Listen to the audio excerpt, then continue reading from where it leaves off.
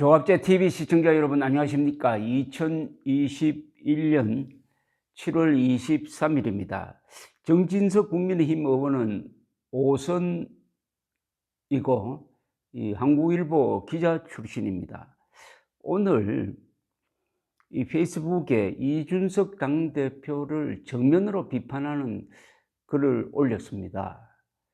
근데 이 글이 그동안 이준석 당대표의 인기에 눌려가지고 쭉 말을 제대로 못하고 있던 국민의힘 의원들이나 국민의힘 당원들의 의견을 거의 정확하게 대변하는 것 같아서 제가 한번 소개를 해드리겠습니다. 지지율 30%인 윤석열 전 총장을 비빔밥의 당근으로 폄하하고 지지율이 하락한다고 평론가처럼 말하기에 바쁘다면서 이준석 당대표 보고 정치는 재치문답이 아니라고 지적을 했습니다. 정치는 예능이 아니다라는 제목인데 그 내용이 대충 이렇습니다. 요지는 이렇습니다. 제1야당 당수가 철학과 정책으로 무장하지 못하고 따릉이 타기와 토론 배틀 등의 이벤트 쇼에만 매몰되면은 정권 연장을 위한 방석만 깔아주게 된다. 야당 지도부가 정치혁명이란 일부의 예찬에 취해 산으로 가는 형국이다. 4.7 보궐선거에서 국민의힘이 승리한 요인은 무엇이냐? 청년들의 분노와 좌절, 그것도 작동했다. 김종인 비대위원장의 노회한 지도력 부인할 수 없다. 하지만 단 하나를 꼽으라면 그것은 윤석열이었다. 그는 문재인 정권과 혈혈단신 맞서 피를 철철 흘리며 싸웠다. 그 사람 덕에 국민들은 국민의힘이 정권 교체의 중심이 될 수 있지 않을까 한가득 희망을 가지게 된 것이다. 윤석열이 있어서 국민의힘이 그나마 미래를 꿈꾸는 정당의 몰골을 갖추게 되었다. 지난해 4월 총선 선거운동 때 나는 고향 친구 윤석열을 지키겠다고 외쳤다. 그때 이미 윤석열 검찰총장은 정권의 십자포화를 맞고 있었다. 윤석열은 우리와 함께 가장 오랫동안 문재인 정권의 폭정에 맞서 싸워온 당 밖의 전우이다. 윤석열을 우리 당이 보호하지 않는다면 어느 누가 우리를 위해 싸워줄 것이냐. 일부 정진석이 윤석열을 앞세워 충청도 대통령을 만들려고 일찍 나섰다는 말에도 난 그런 한가한 생각을 해본 적이 없다. 그의 지지율이 떨어졌다는 소식에 우리 당 반응이 썰렁하다. 그런데 지지율 30%의 윤석열 총장을 그저 비빔밥의 당근으로 폄하한다. 11% 지지율 총합으로 무슨 흥행이 되겠다고 8월 경선 버스를 반복해 말하나. 윤 총장 지지율이 답보 또는 하락한다고 정치 미숙에 정치적 위기네 하면서 마치 평론가처럼 말하기 바쁘다. 국민의힘은 스스로 위기 상황임을 엄중히 인식해야 한다. 그리고 겸손해야 한다. 당내 주자에 대해서만 지지운동할 수 있다는 등 쓸데없는 압박을 윤 총장에게 행사해서는 곤란하다. 이 대표는 정권 심판의 희망을 살려내기 위해 정권 교체의 교두보를 강화하기 위해 무슨 일을 했고 무슨 일을 하려고 하느냐. 정권 교체의 깃발이 사라지면 뭘 가지고 내년 대선을 치를 작정이냐. 정치는 예능 프로그램의 재치 문답이 아니다. 죽느냐 사느냐의 선택이다.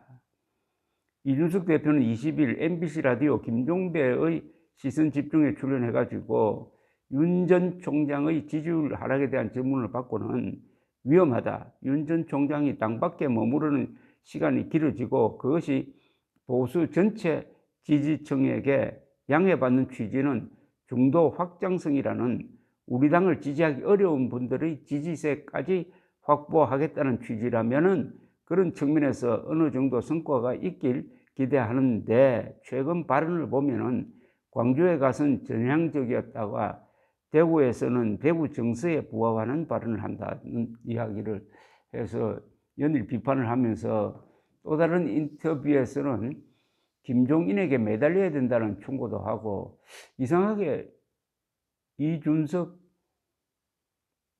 이 당대표가 정권 교체를 위해서는 가장 아껴야 할 윤석열 비판에 앞장서고 있는 이런 모양을 보여주고 있습니다.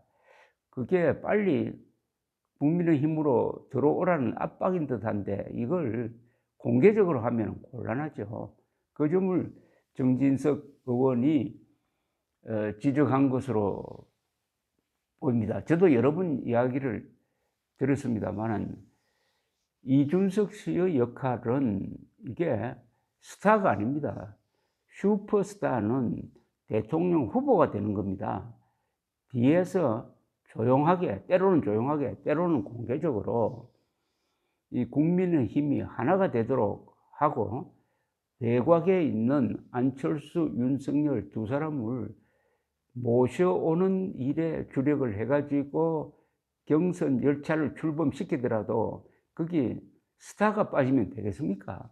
아까 우리 정진석 의원이 정확하게 지적했는데 유승민, 원희룡, 홍준표 이런 분들 지지율을 다 합쳐도 10%밖에 안 되는데 그걸로 경선을 시작했다가는 완전히 국민들로부터 외면받는 이야기가 나오는데 계속 8월 경선, 8월 경선 이야기를 하는데 그러려면은 윤석열, 안철수 두 사람을 모셔오는 일에 전력을 다해야 한다. 그러려면은 기분 나쁜 이야기는 좀 참아야 한다. 뭐 이런 취지로 들립니다.